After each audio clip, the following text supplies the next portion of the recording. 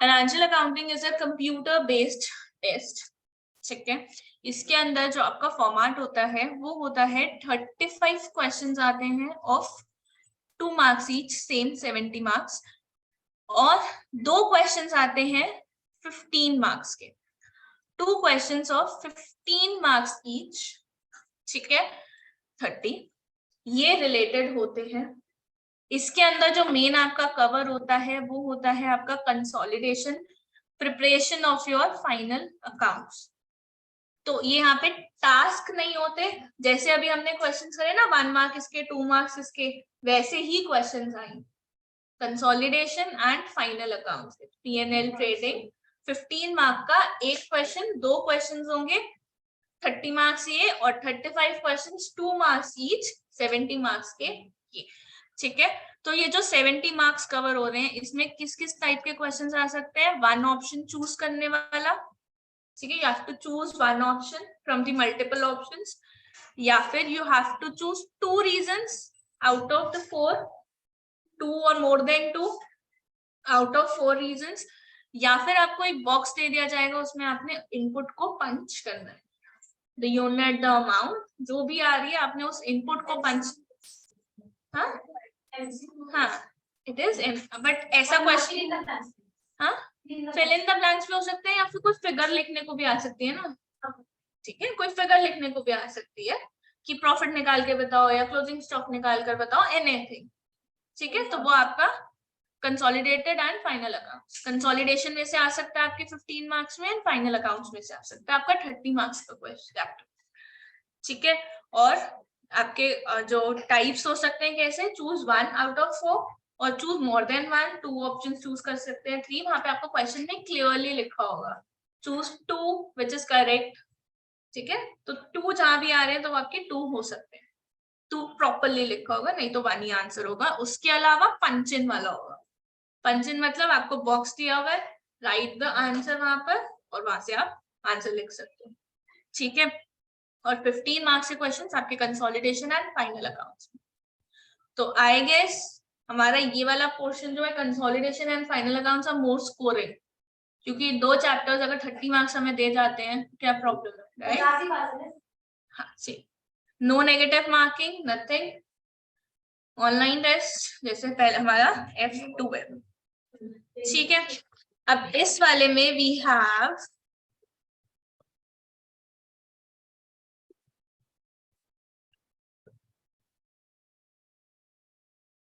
we have 22 question 22 chapters, 22 chapters है हमारे। पहले के कुछ चैप्टर्स एकदम ही सिंपल सिंपल हैं, बेसिक्स, एकदम बेसिक्स, नथिंग न्यू, थोड़ा सा एडवांस वर्जन ऑफ जो भी आपने अकाउंट्स में पढ़ा। आप लोग सारे कॉमर्स बैकग्राउंड के हो या कोई और बैकग्राउंड के भी हो? 12th आपका कॉमर्स बैकग्राउंड है कि कोई और है बच्चा? सबका कॉमर्स, तो बेसिक क्या होता है अकाउंट्स पता है, ठीक है। बेसिक अकाउंट बेटा, consolidation and your final account. Question है आपका इसमें आपका कैश फ्लो भी आएगा। तो बेसिकली जो आपके चैप्टर 17 to 22 चैप्टर्स हैं, अगर हम इनमें चैप्टर्स की बात करें तो आपकी बुक के chapter number 17 to 22 comprises of this 30 marks का पेपर, ठीक है। 17 to 22 preparing basic financial statements to consolidation including cash flow statement, ठीक है। तो these 5 chapters constitute 30 marks, बाकी के सारे chapters constitute 70 marks। इनमें से आ सकता है, मतलब we are talking मेजरली कि बड़े वाले जो क्वेश्चंस होंगे वो इन्हीं में से ही होंगे, ठीक है। तो मतलब इनको ऑब्वियसली 15 मार्क्स से ज्यादा ही लेकर चलो ना, क्योंकि एक प्रैक्टिकल क्वेश्चन छोटे 2-3 मार्क्स में भी 2 वाले मार्क्स में भी आ जाए तो चल जाएगा। This is the complete syllabus and the complete overview of your financial account. और इसके टास्क भी अलग-अलग नहीं, ये टास्क बेसिस नहीं होगा, ये टास्क बेस नहीं होगा।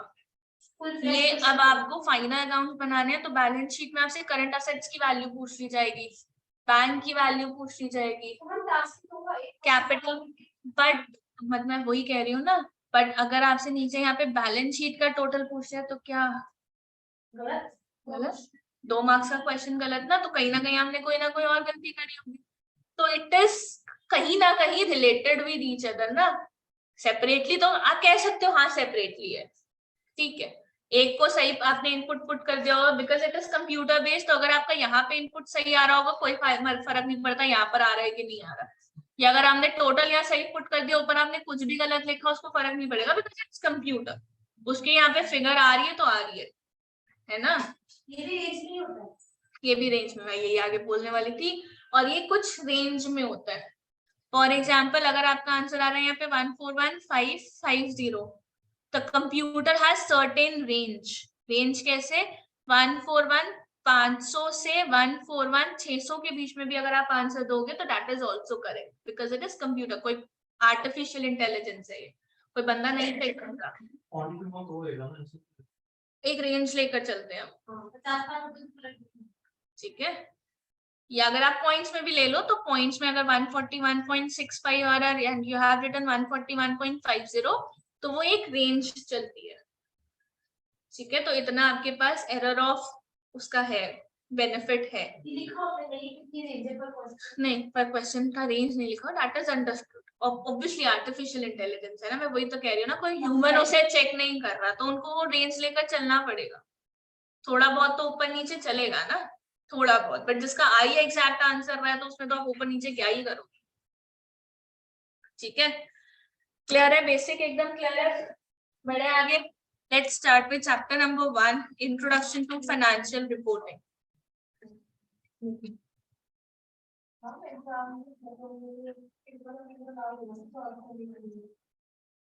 कैलकुलेटर का सवाल आओगे लेके कैलकुलेटर ले जाना या फिर यूज करना कंप्यूटर पे भी आप यूज कर सकते हो, उसमें ऑप्शंस आते हैं, आपको फॉर्मूलाज वगैरह सब दिए होंगे, F2 में भी F3 में भी फॉर्मूला टेबल सब होंगे, कैलकुलेटर आपको वहीं दिया जाएगा, but you can carry your own calculator also, उसमें कोई प्रॉब्लम नहीं। हाँ साइंटिफिक वाला नहीं, बट तो normal calculator you can use ना, तो वो तभी तो मैं आपको बोल रही हूँ कि आप फोन पे एडवर्टाइज नहीं क्या करो, कैलकुलेटर पे क्या करो हाथ बैठ जाएगा, है ना, फोन तो अलाउड नहीं है बट कैलकुलेटर तो यू कैन यूज ना। शुभम अभी भी sir Let's do chapter number 1. Let's start. Intro to financial reporting.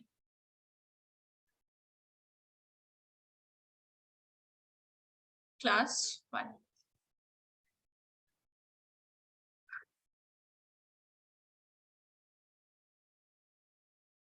अगर हम अकाउंटिंग स्टार्टिंग से बात करें, अगर हम प्रॉपर अकाउंटिंग की बात करें तो अकाउंटिंग प्रोसेस स्टार्ट और एंड कहाँ पर होता है, where the accounting process starts, where is the first step in accounting? Journal recording. Accounting is start with recording. और एंड कहाँ होता है, एंड कहाँ होता है आपका समराइजिंग, इंटरप्रेटिंग दी रिजल्ट्स और समराइजिंग। अभी हम कहाँ तक रिलेटेड है,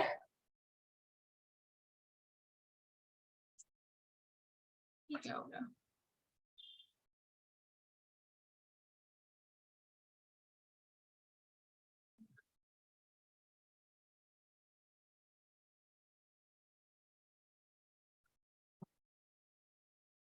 वंश इतनी लेट क्यों ज्वाइन करा बच्चा? मैम पहले वाली क्लास में नेटवर्क नहीं आ रहा था मैम। नेटवर्क तो अभी भी नहीं आ रहा बेटा तेरा। रिकॉर्डिंग एंड समराइजिंग, उसके बाद हम क्या बनाते हैं, वी प्रिपेयर अकाउंट्स, ठीक है। अब summarising only includes our financial statement. Summarise जब हम करते हैं जहां पे हमारा क्या आता है, trial balance, trading account, P&L account, balance sheet and your cash flow statement. Your financial statements of any company includes 4 things: cash flow, trading, P&L and balance sheet. ठीक है, and trial balance is the basis for preparing all these statements. Trial balance क्या है आपका basics है, इसके बाद ही आप ये चीजें बना सकते हो। और ट्रायल बैलेंस कहाँ से बनता है, लेजर्स, जर्नल्स एंड लेजर्स। तो रिकॉर्डिंग कहाँ हो रही है आपकी? रिकॉर्डिंग हो रही है आपकी जर्नल में, एंड वहां से हम लेकर कहाँ जाते हैं? लेजर्स। लेजर्स से लेकर हम कहाँ जाते हैं? Trial balance. And after trial balance what we prepare? We prepare financial statements, and our financial statements include cash flow statement,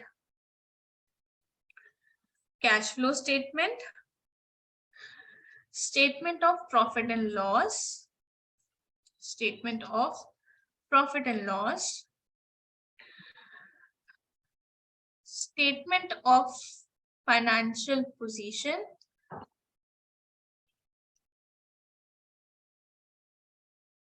and your notes to accounts. Notes to accounts. So statement of P&L is trading and profit and loss account. Statement of financial position is your balance sheet, and notes to accounts. Notes to accounts basically होता है जो हमारा इन दोनों का ही part होता है। इन दोनों के साथ हमारे नोट्स लगते हैं, और उन नोट्स में हम सारी जो भी आपकी क्वालिटेटिव इंफॉर्मेशन है जो आप अकाउंट्स में नहीं बता सकते हो, या ऐसी कोई आपकी कंटिंजेंट लायबिलिटी है जो आप अकाउंट्स में नहीं शो कर रहे हो, वो हम नोट्स टू अकाउंट्स में शो कर देते हैं, just for the purpose of materiality. हम अपनी फाइनेंशियल स्टेटमेंट्स किस में डालते हैं? मटीरियलिटी, फुल डिस्क्लोजर, यही होते हैं ना basic principles of account, materiality and full disclosure. तो just to adhere to that full disclosure वाला कॉन्सेप्ट हम क्या बनाते हैं? Notes to accounts.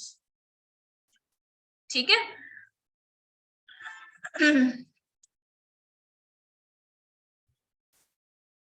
अब उसके बाद आते हैं, जब आपने नोट्स टू अकाउंट्स बना लिए, तो इन नोट्स टू या फिर ये जो फाइनेंशियल स्टेटमेंट्स हैं, इनके यूजर्स कौन कौन होते हैं?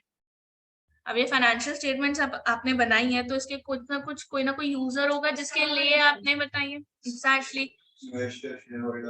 तो यूजर्स कौन कौन होंगे आपके? Internal users and external users. Internal users कौन होते हैं आपके? Board of directors, management, owners. Internal users में कौन कौन होते हैं आपके? Owner, management. Do we have any other internal user? No, we don't have any internal user other than management and owners. External users हमारे कौन कौन होते हैं?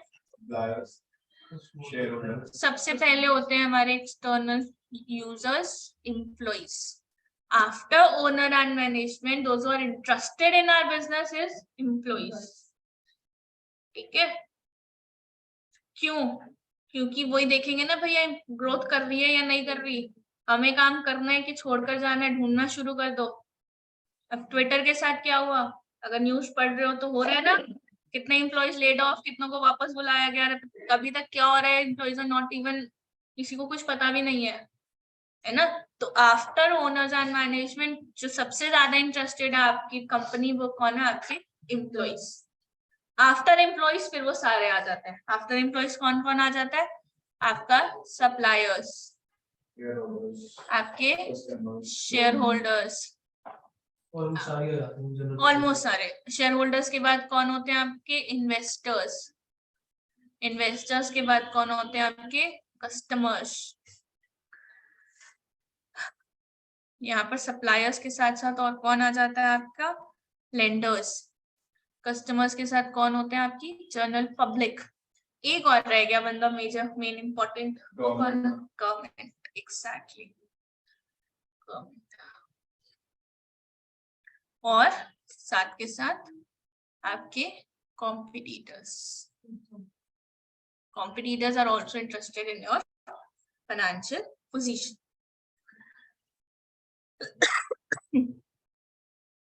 अब हम एक एक करके थोड़ा थोड़ा इनके बारे में पढ़ेंगे कि इन्हें कैसी इंफॉर्मेशन चाहिए होती है, किसको डिटेल्ड चाहिए, किसको थोड़ी सी इंफॉर्मेशन चाहिए।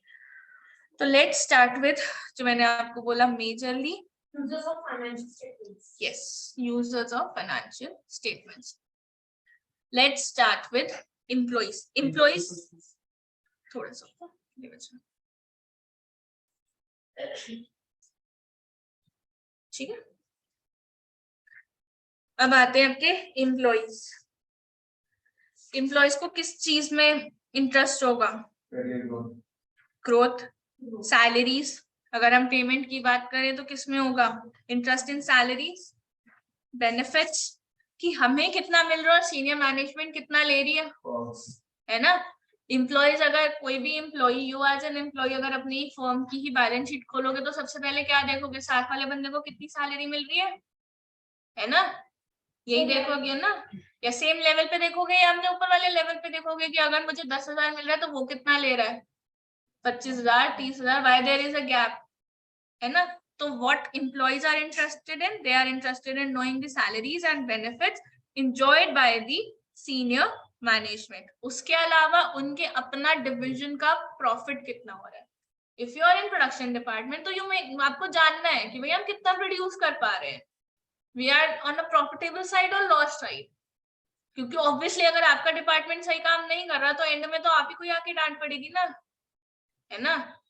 अगर आपका प्रोडक्शन डिपार्टमेंट में कोई प्रॉब्लम है तो अगर फंसोगे तो कौन? आप ही के ऊपर ही होगा ना, सभी के लिए ये हो गया ना, है ना। जिसका भी डिपार्टमेंट ढंग से काम नहीं कर रहा उन्हीं के लिए प्रॉब्लम है।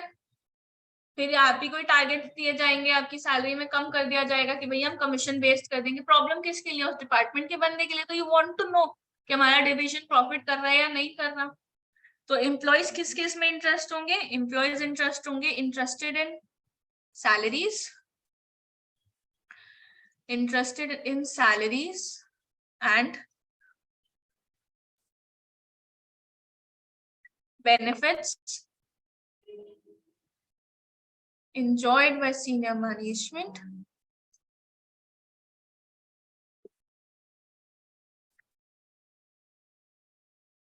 और मैम यस बच्चा, बोनस हो सकता है इसमें? Bonus obviously it will dependent upon your divisional profit. अगर आपके डिवीजन का अच्छा खासा प्रॉफिट आ रहा है तो आपको बोनस मिलेगा। तो it is related to this only कि यहाँ पर आपका बोनस कॉन्सेप्ट आ जाएगा डिविजनल प्रॉफिट्स में, ठीक है। नेक्स्ट आफ्टर एम्प्लॉइज कौन इंटरेस्टेड है आपका? Share holders. इनको किस चीज में इंटरेस्ट होगा?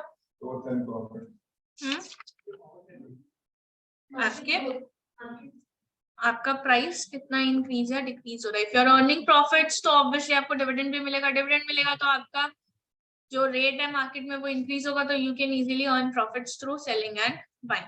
तो शेयर होल्डर्स को बेसिकली इंटरेस्ट होता है in the profits of the business, कि यू आर प्रॉफिट मेकिंग और नॉट। Profit and growth.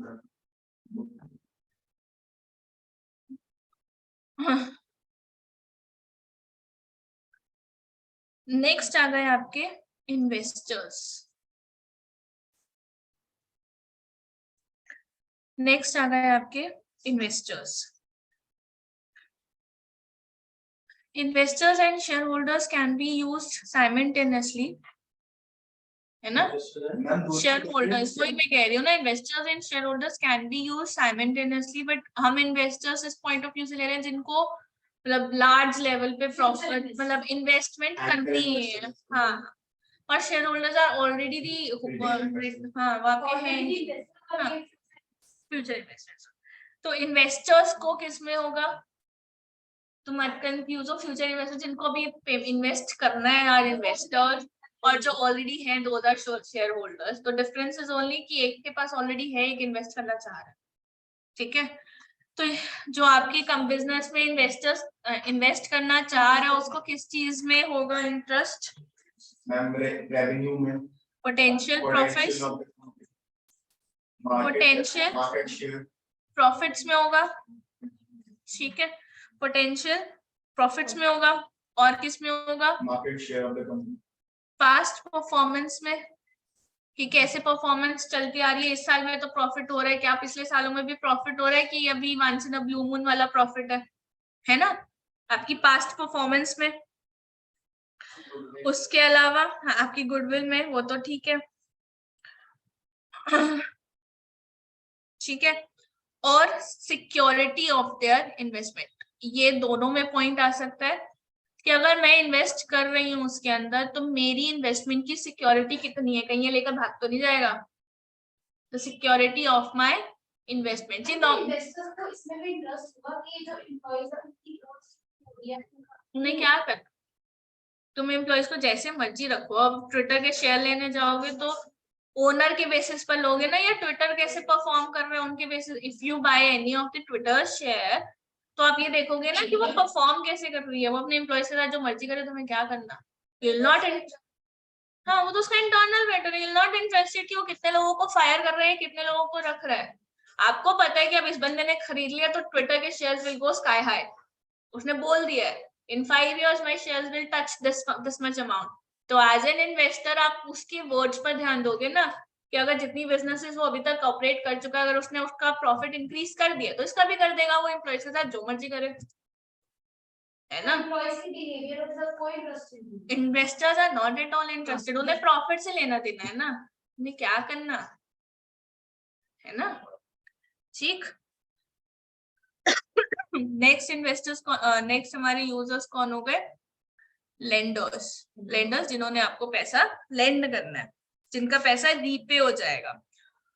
तो जिनको पैसा हमने रीपे करना है वो हमारी किस चीज में इंटरेस्टेड होंगे, सिक्योरिटी, कैश फ्लो, हमारी सॉल्वेंसी पर, कैश हमारी सॉल्वेंसी पर। The word is solvency.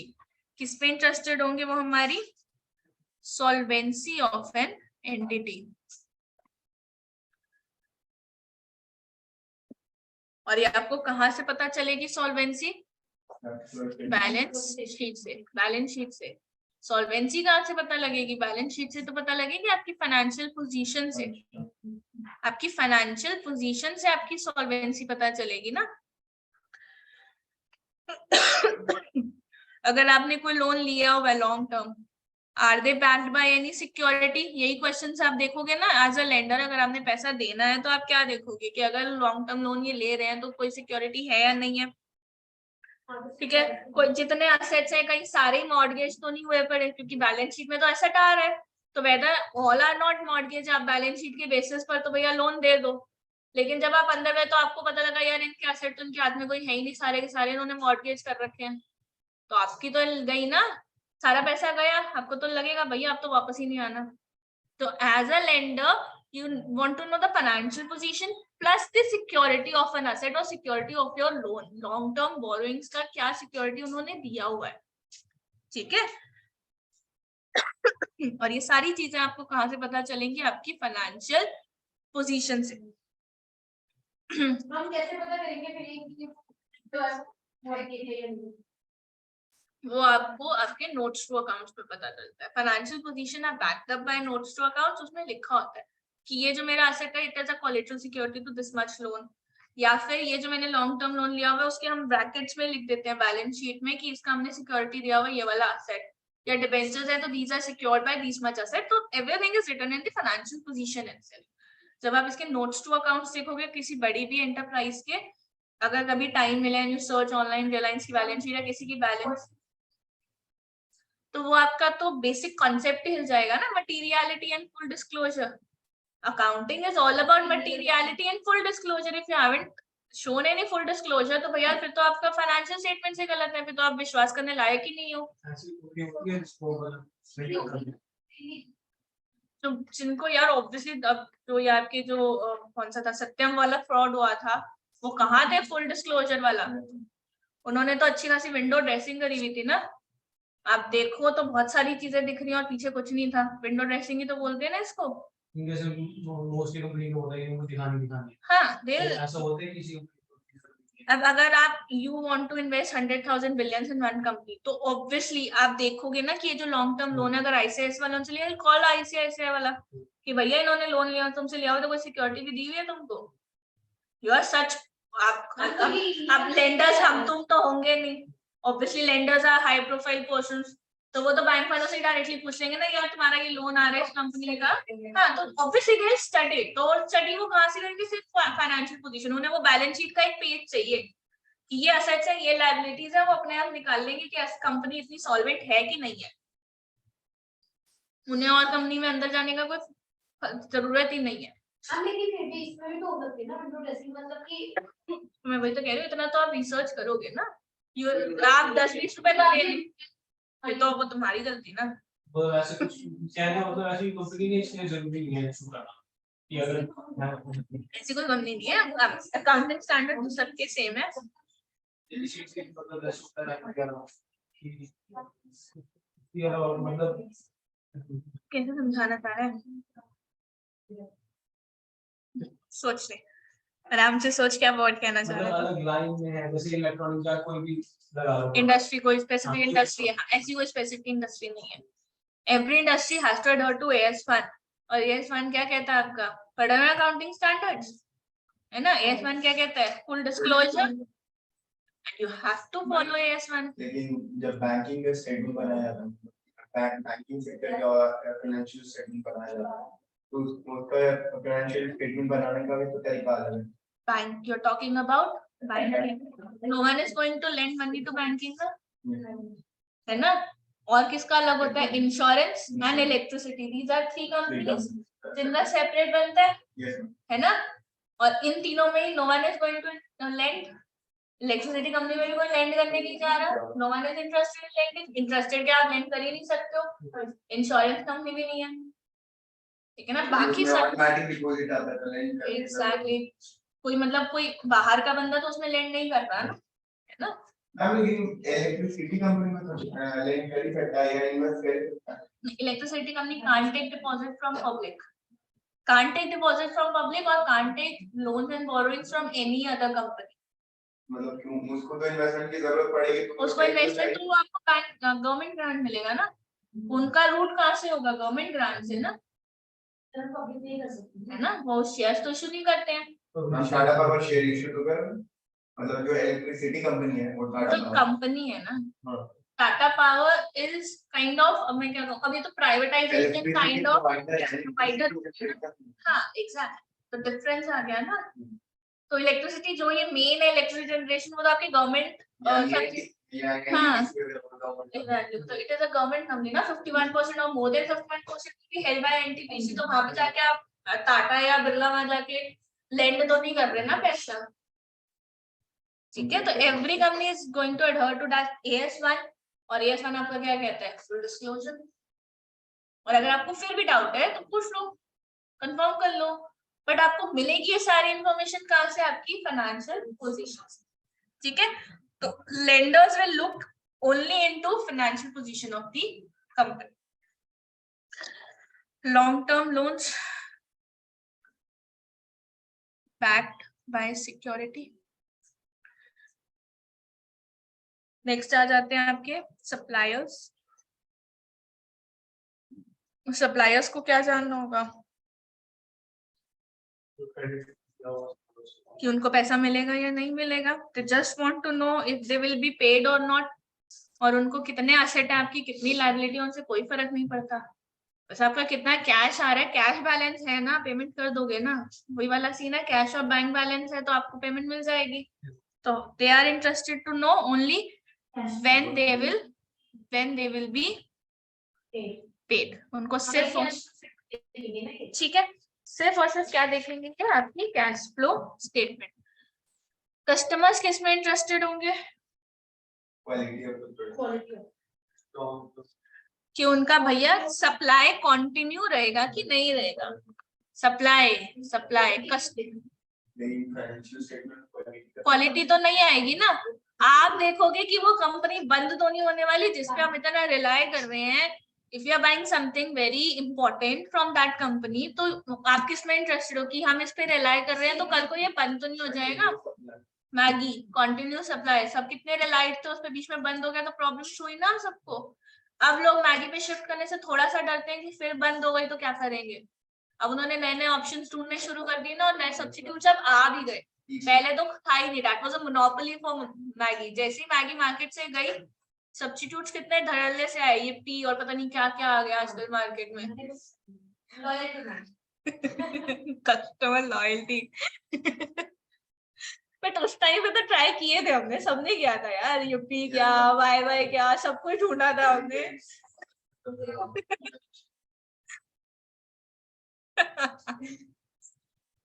continuity of supply.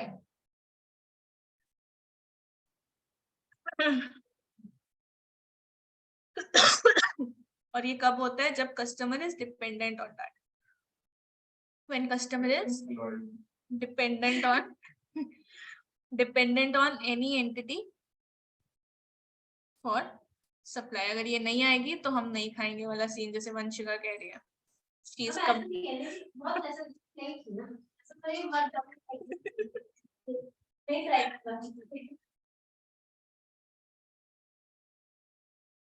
Next government को क्या जानना है? गवर्नमेंट बिल्कुल इंटरेस्टेड नहीं है तुम्हारे टू एंड प्ले व्यू में. वगैरह बस जितना तुम कमा रहे हो उनको टैक्स चाहिए, बस रेवेन्यू अर्न कर रहे हो ना, टैक्स दे दो. बस रेवेन्यू ढंग से दिखा देना अपना प्रॉफिट. हमें नहीं फर्क.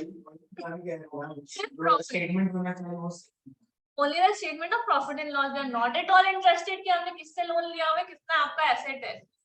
वो चाह रहे हैं भैया इतनी सेल कर रहे हो, इतना प्रॉफिट आ रहा है, टैक्स दे दो. नहीं जानना मुझे तुम्हारे पास कितने एसेट है, मुझे नहीं जानना तुम्हारे पास कितनी लायबिलिटीज है. क्या करना है मेरे को जान के? टैक्स दे दो 30%. इतना कमा रहे हो 30% टैक्स दे दो मेरे को. ठीक है. तो tax authorities use financial statements for assessing the amount of tax. Assessing the amount of tax. और उसके अलावा एक इंडस्ट्री के बेसिस पे आपकी इंडस्ट्रियल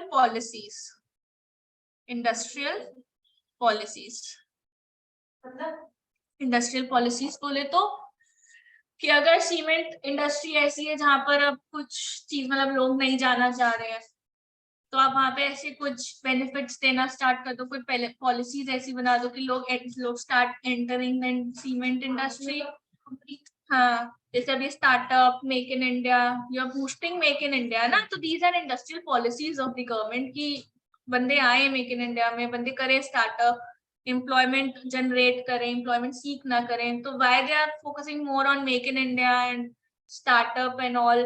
कि टैक्स हॉलीडे भी दे दो, जीरो टैक्स ले लो, लोन भी सस्ते रेट पर दे रहे हो. क्यों दे रहे हो? Because you want to encourage more. तो these are all industrial policies. तो आपके बेसिस पर वो बनाएंगे कि इंडस्ट्रियल पॉलिसीज हम क्या बनाएं, क्या बेनिफिशियल होगा. सिर्फ टैक्स नहीं, benefit for the industry also. क्योंकि आप ही ग्रो करोगे, टैक्स तो एट द एंड उन्हीं को मिलेगा ना. एग्जैक्टली. एट द एंड घूम के वहीं पहुंच जाएंगे. But we provide industrial policies also. हम थोड़ा पॉजिटिव भी बोल लेते हैं ना गवर्नमेंट के लिए. ठीक है. और पब्लिक तो हो गई, कस्टमर्स हो गए. अच्छा, पब्लिक के को किसमें इंटरेस्ट है? The public and customers are different भाई. पब्लिक हो गई वो तो मेरे साथ बैठी है, जो किसी भी जगह जा सकती है. तो कस्टमर मैगी की तो है, पब्लिक ही है. तो पब्लिक को किसमें इंटरेस्ट है? पब्लिक को इंटरेस्ट है कि भैया आप लोकल एनवायरनमेंट देख रहे हो या नहीं देख रहे हो, लोकल कम्युनिटी को सही कर रहे हो या नहीं. If you are opening any industry in a backward area तो उसको एम्पावर कर रहे हो या नहीं. Capital generation and capital formation, employment generation, kind of सारी चीजें किस कौन इंटरेस्टेड होगा. एंड आजकल तो क्या हो गया आपका environment protection. If the company is taking वही ना, जैसे मामा अर्थ लगे कहते हैं we are using recycling products, तो you are more interested in buying that products क्योंकि भैया recycled है. तो वो environment protection and all सारा आ जाता है आपका public में.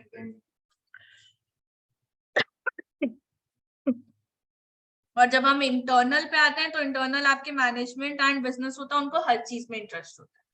मैनेजमेंट है भाई वो तो they are interested in every single detail. अब उनको तो चाहिए ना कुछ. ठीक है. पब्लिक को किसने पब्लिक को लिखूं क्या? पब्लिक को आपकी लोकल एनवायरनमेंट में, इकोनॉमी में, यूर कैपिटल फॉर्मेट कर रहे हो या नहीं कर रहे हो, CSR में, कॉर्पोरेट सोशल रिस्पॉन्सिबिलिटीज में. ठीक है, सभी हो गया बेसिकली एनवायरनमेंट एंड इकोनॉमी. हाँ, मतलब जो नॉर्मल पब्लिक है वो इसी में इंटरेस्टेड है.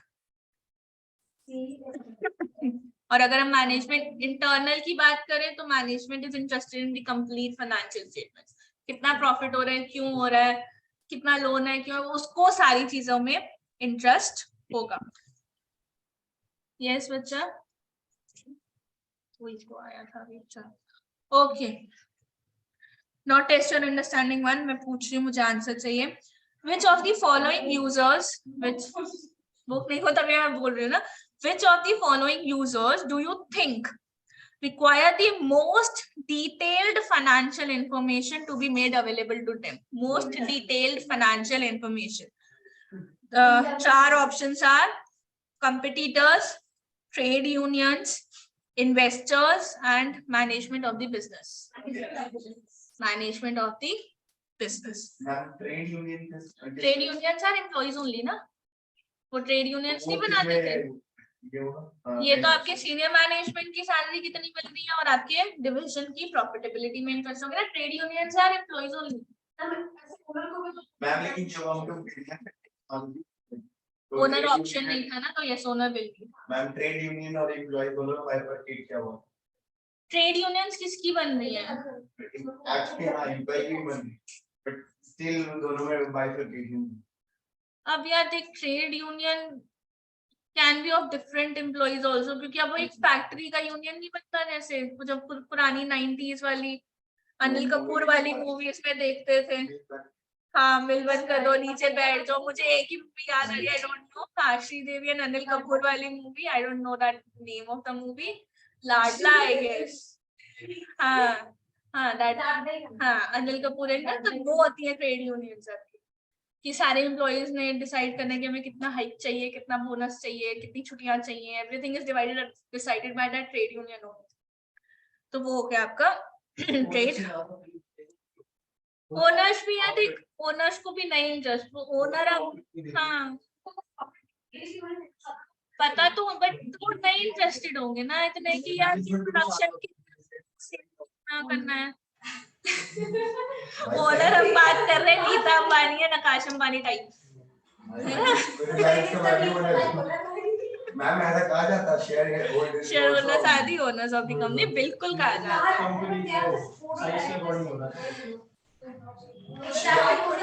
ओनर हो गया आपका भैया अंबानी, रिलायंस के शेयर होल्डर्स तो बहुत सारे हैं ना,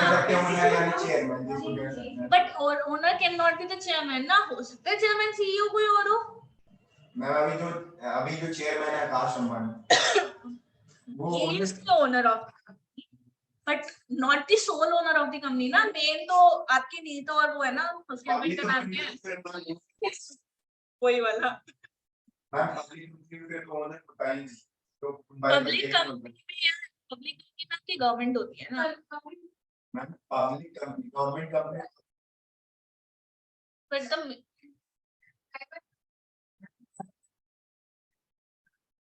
हाँ वही पब्लिक कंपनी उसको कहते हैं जो शेयर होल्डर्स के बेसिस पे होता है। प्राइवेट पब्लिक और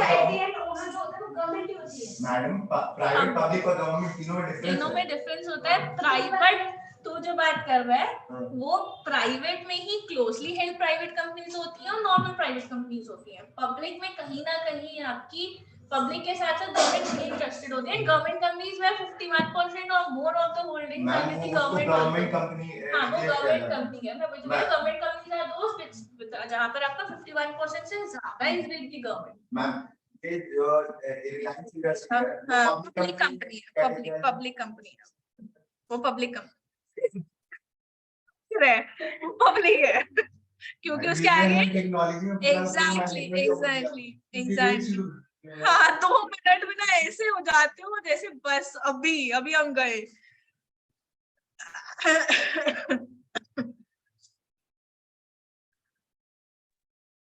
मैम एक्सक्यूज मी, यस बच्चा, मैम एक बार थोड़ा सा ऊपर स्क्रॉल कर दीजिएगा, मैं नोट्स नहीं ले पाई थी। कर ले लो बच्चा, मैं स्टार्टिंग से स्टार्ट करूँ? जी मैं स्क्रीनशॉट ले लो फटाफट, स्क्रीनशॉट ले लो। This is the basic, okay क्या बाइफिकेशन है, देन वी हैव इंट्रो,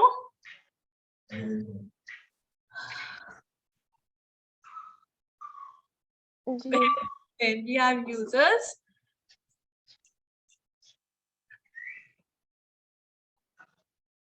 ठीक है, then yes ma'am and then we have lenders. चलो next, ले लिया था।